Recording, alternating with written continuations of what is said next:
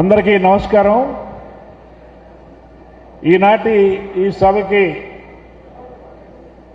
అధ్యక్షత వహించిన ప్రస్తుత ఆంధ్రప్రదేశ్ ప్రభుత్వ పౌర సరఫరాల శాఖ మంత్రి, ఈ నియోజకవర్గ ఎమ్మెల్యే రాజేంద్ర మనోహర్ గారు ఇప్పుడే ప్రసంగించి వెళ్ళారు పనుందని. అలాగే మాజీ మంత్రి, వేమూరు నియోజకవర్గ శాసనసభ్యులు నక్క ఆనందబాబు గారు, మాజీ మంత్రి,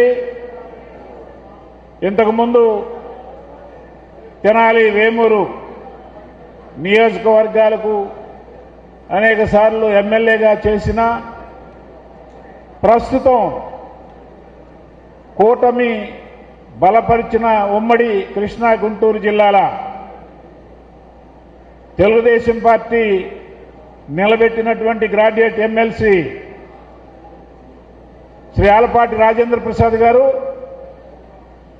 అలాగే బీజేపీ నాయకులు వాసుదేవ్ నాయుడు గారు, హాజరైనటువంటి 3 పార్టీల నాయకులు, కార్యకర్తలు, అలాగే మీడియా ప్రతినిధులు అందరికీ పేరు పేరున నమస్కారం. నాకు గత ఏప్రిల్లో జరిగినటువంటి ఇదే హాల్లో మీటింగ్ గుర్తొస్తూ ఉంది. పెమసాని చంద్రశేఖర్ గారి కోసం, నాదెండ్ల మనోహర్ గారి కోసం ఇలాగే మనం మీటింగ్ పెట్టినప్పుడు నేను మాట్లాడుతూ చెప్పా, పెమసాని చంద్రశేఖర్ ఖచ్చితంగా 3 లక్షల పైన ఓట్ల మెజార్టీతో గెలుస్తాడని. అలాగే గెలిచాడు ఆయన. 3,50,000 ఓట్ల మెజార్టీతో గెలిచాడు. ఎందుకనంటే మూడ్ ఆఫ్ ద పీపుల్ మనకు చాలా స్పష్టంగా ఆ రోజున అర్థమైంది. ఇవాళ కూడా మూడ్ ఆఫ్ ద పీపుల్. ఎందుకంటే జూన్లో ప్రభుత్వ పగ్గాలు చేపట్టినటువంటి కూటమి ప్రభుత్వానికి ఈ రాష్ట్ర ప్రజలు 164 సీట్లు ఇచ్చారు. Out of 175.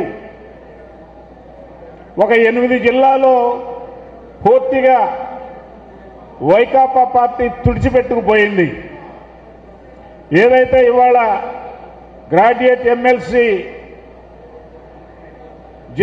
జరుగుతున్నటువంటి జిల్లాలు ఉన్నాయో, ఈ 2 జిల్లాల్లో మొత్తం కూటమి ప్రభుత్వమే ఎమ్మెల్యే సీట్లను కైవసం చేసుకుంది. ఒక్క సీటు కూడా వైకాపాకి లేదు.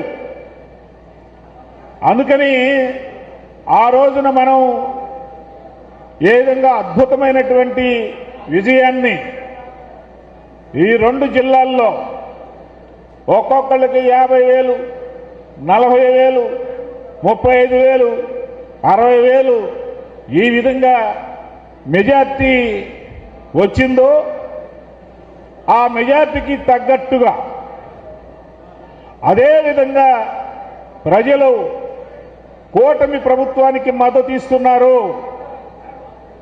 ఇంకా అంతకంటే ఎక్కువే మద్దతు ఇస్తున్నారు.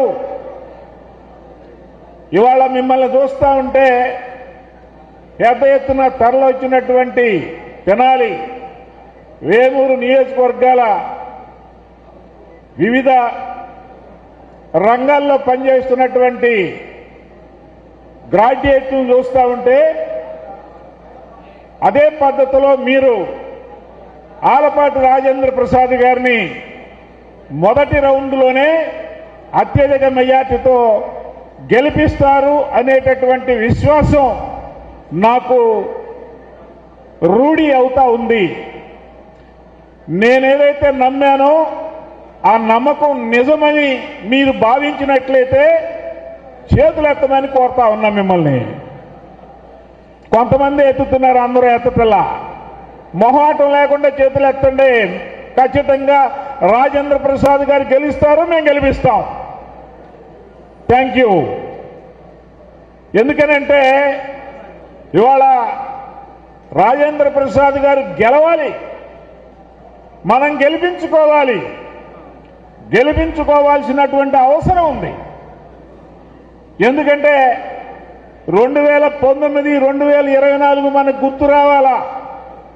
అందరి మదిలో ఆ పైశాచిక పాలన, ఆ రాక్షస పాలన, ఆ రాబందుల పాలన నీడలు మనల్ని ఇంకా వెంటాడుతూనే ఉన్నాయి.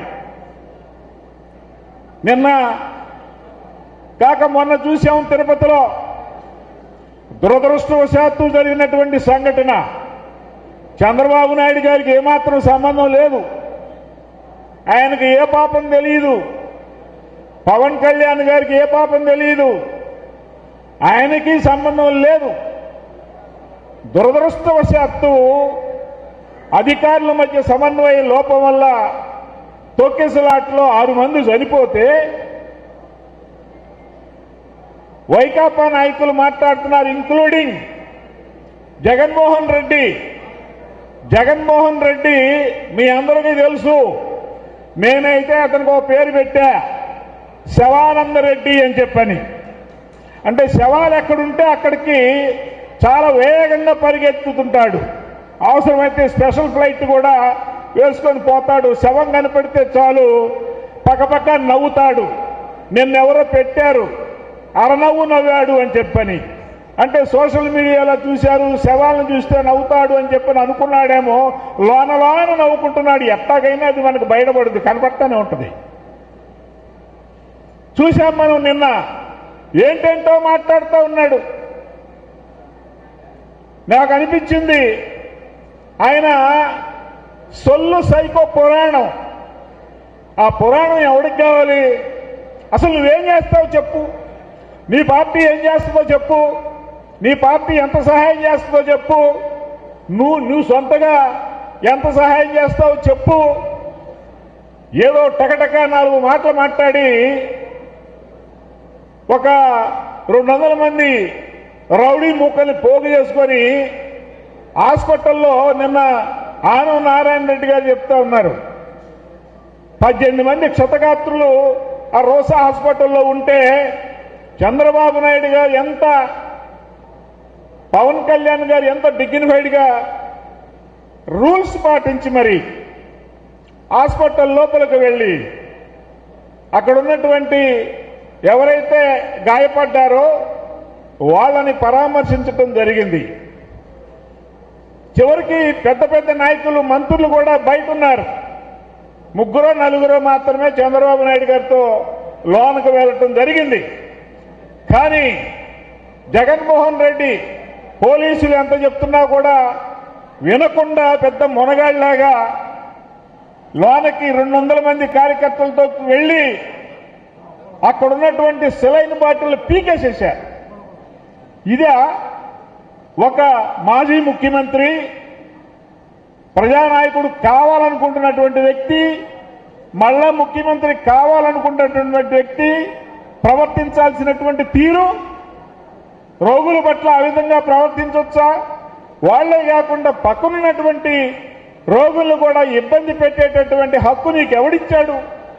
అంతేకాదు, చంద్రబాబు నాయుడు గారు తెలుగుదేశం పార్టీ నాయకులు ఎవరన్నా వస్తే వాళ్ళని మీ ఇష్టం వచ్చినట్టు బూతులు తిట్టండి, ఇష్టం వచ్చినట్టు మాటలు మాట్లాడండి, చంద్రబాబు నాయుడు గారికి వ్యతిరేకంగా నినాదాలు ఇవ్వండి అని చెప్పని ఆనం రామనారాయణ రెడ్డి గారు చెప్పారు. సీసీటీవీ చూసిన తర్వాత చాలా స్పష్టంగా ఆ నిజం బయటపడింది. ఏమిటా నిజం?